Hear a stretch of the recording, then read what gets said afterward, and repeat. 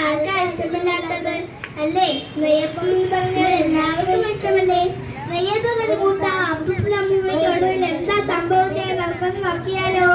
കൊച്ചുപോലപ്പൂപ്പൻ പിച്ചക്കാരപ്പൂപ്പൻ പിച്ചയ്ക്കുള്ള പോയപ്പോൾ പച്ചരി കിട്ടിയതായി പച്ചരിയും കൊണ്ട് അപ്പൂപ്പൻ കൊച്ചുപോലക്കല്ല ചെന്നപ്പോൾ അമ്മൂമ്മയ്ക്കൊരു കൊല്ലോമി അപ്പം തിന്നാൻ കൊല്ലോമി.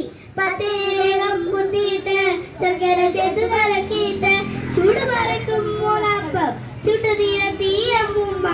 അയടാ അയാ നെയ്യപ്പം വട്ടം വട്ടം നെയ്യപ്പം മധുരിലും നെയ്യപ്പം മരച്ചക്കര നെയ്യപ്പം വായിൽ വേദനയിട്ട് ഉള്ളിലാശമെടുത്തപ്പോൾ കൊറിയൻ നമ്മുടെ അപ്പൂപ്പൻ കയ്യിലെടുത്ത് ഊരട്ടപ്പം.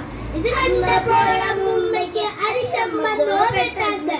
ആര് പറയുമോ പേരെ കയ്യിലെടുക്കാരട്ടപ്പം അമ്പടി കള്ളി കൊതിയെത്തി കുമ്പകുലിക്ക് തുള്ളാതെ എനിക്ക് വേണം കണ്ടപ്പം വഴി പിടിച്ചു അപ്പൂപ്പൻ. അപ്പം ചുട്ടത് ഞാനല്ലേ എനിക്ക് വേണം കണ്ടപ്പം വിളിച്ചു കൂകി അമ്മൂമ്മ. ഇരുവരും അമ്മയുടെ വാശിയിലായി. വാശി മൂത്ത് അടിപിടിയായി. അമ്മൂമ്മയ്ക്കൊരു കടി കിട്ടി, അപ്പൂപ്പനൊരു കടി കിട്ടി. ടിഷ് ടിഷ് കൊണ്ടപ്പോൾ അടിപിടി ഇടിപിടി മൂത്തപ്പോൾ നല്ലൊരു കോമ്പഴി കണ്ടെത്തി നമ്മുടെ അപ്പൂപ്പൻ. ഒത്തിരി രണ്ടാൾക്കും കുത്തിയിരിക്കാൻ മിണ്ടാതെ ആദ്യം മിണ്ടാക്കൊരപ്പം മറ്റേ തോരനപ്പം. അമ്മൂമ്മയ്ക്ക് സമ്മതമായി.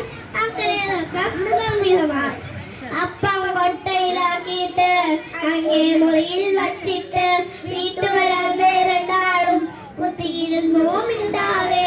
പെട്ടെന്നുള്ളിലൊഴുക്കളയിൽ തടുകുടു തടുകുടു ഒച്ച കേട്ടു. മ്യാവ് മ്യാവ് വിളി കേട്ടു. അയ്യോ പൂച്ചല്ലോ ആദ്യം മിണ്ടി അമ്മൂമ്മ. അയ്യോ പെറ്റിൽ തോറ്റല്ലോ തുള്ളിച്ചാടി അപ്പൂപ്പൻ. ഇരുവരും അങ്ങനെ വേഗത്തിൽ ഓടിച്ചാടി ചെന്നപ്പോൾ കുട്ട ഒഴുകു കിടപ്പുണ്ട് കുട്ട ഒഴുകു കിടപ്പുണ്ട്. ഉണ്ട കണ്ണു മേടിച്ചിട്ട് ചുണ്ടമ്മയ്ക്ക് തുളച്ചിട്ട് ചാടി പറഞ്ഞല്ലോ കളിപ്പൂച്ച കളിപ്പൂച്ച.